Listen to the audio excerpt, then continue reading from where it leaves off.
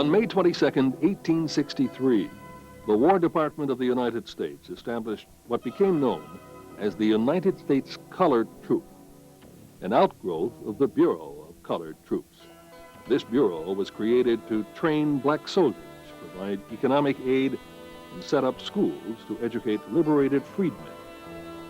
The government organized several black units, including the 4th U.S. Colored Infantry in the Massachusetts 54th Regiment. But there was one problem. The arming of blacks was at the time a very unpopular idea. Black soldiers were taunted, and the Army as a whole mistreated African Americans. They were provided with inadequate equipment, clothing, and medical care. The Army also paid black troops less than it did white troops.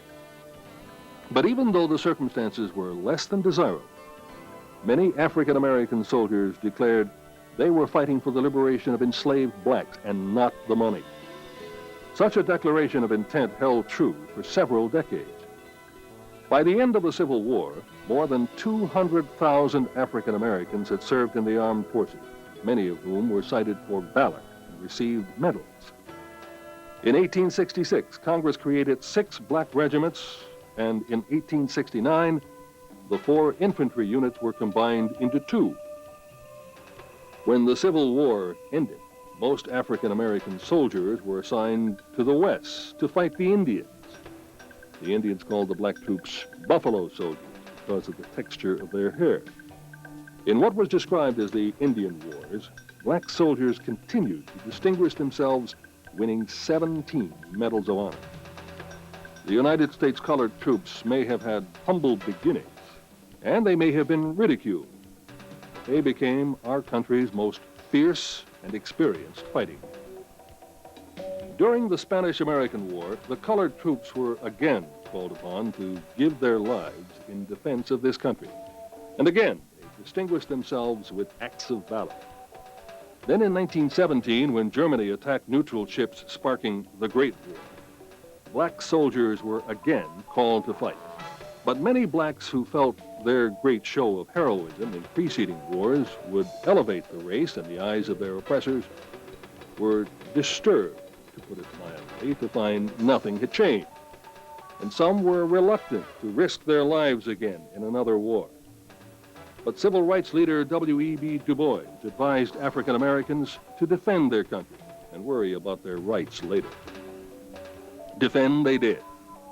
Almost 400,000 blacks answered the call. The military placed more than 350,000 black troops in service roles, and almost 100,000 black troops saw action in Europe.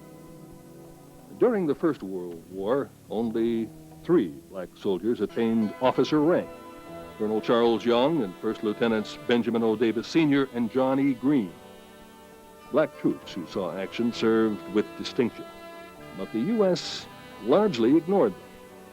The French, on the other hand, awarded them with several medals of honor. In World War II, African American soldiers played a decisive role from the beginning. Approximately 1 million African American men and women served in armed forces. It is important to understand that African Americans have a military history that dates back to the 17th century. The militia units of that period used black troops only when they faced acute manpower shortage. Faced with their own fear of slave insurrections, they disarmed black veterans after the crisis was over. It is a fact of American history that the Army looked upon black soldiers in the same way during the Revolutionary War, the War of 1812, and the Civil War.